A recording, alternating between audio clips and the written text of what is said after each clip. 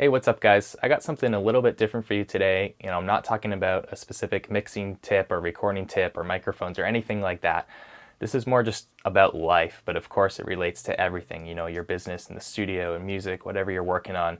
I just finished reading this book called The Slight Edge by Jeff Olson. And, I read something every day. It's one of my habits. And this is probably one of the best books I've read in maybe about the last year. And the whole idea behind it is that it's the small things you do every day that, add up to success and happiness and, things happening and achieving what you want in your life. It's not the quantum leap. And just, he really drives home the point that the quantum leap is a myth. We're kind of sold this idea that we go from nothing to massive success and everything just, in a matter of days or weeks or 30 days or whatever. And it doesn't happen like that in real life. And he gives the helpful analogy of compound interest when it comes to money. We've all been told this, if you just started at, age 20 or whatever and just put $100 a month into the market and then watch that grow. And, at first it's very, very slow. And then all of a sudden you get the hockey stick, 20, 30 years in and, it becomes millions of dollars. And, the point is that that's something that's small and easy to do, but it's also just as easy not to do and to just put off and put off and put off. So it's those simple choices every day in your life.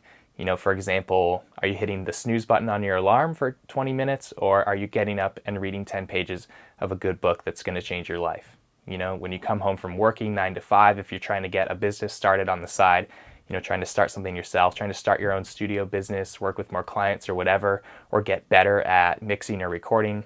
If you work 9 to 5, you get home, do you turn on Netflix for 2 or 3 hours, or do you go to your recording setup and do you work on something? Do you work with clients?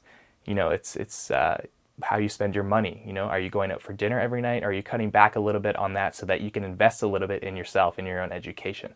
Stuff like that. And like I said, it's just, it's easy to do. It's simple things, really simple things day in, day out that add up, but it's just as easy not to do. And, the part I really love is just how he points out how life is just, everything in life comes down to a sequence of planting, cultivating, and harvesting. And how these days, we all kind of tend to skip over the cultivating part, the middle part. We want to plant a seed and we want to harvest it, right away. We want to get the results right away. And it really just doesn't happen like that. And, this book, it really kind of resonated with me. It's really going to affect how I'm doing things going forward, taking the slower approach that's going to end up paying off better for me in all areas of my life.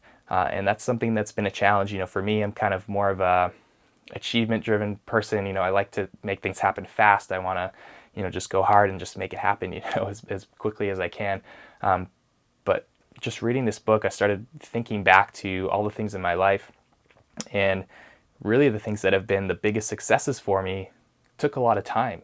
They didn't come easily, and that goes back to even my recording career. And I've sent out this email, to my email list before about the 10,000 hour rule. It kind of relates to this, the idea that you got to put in 10,000 hours into something before you master it.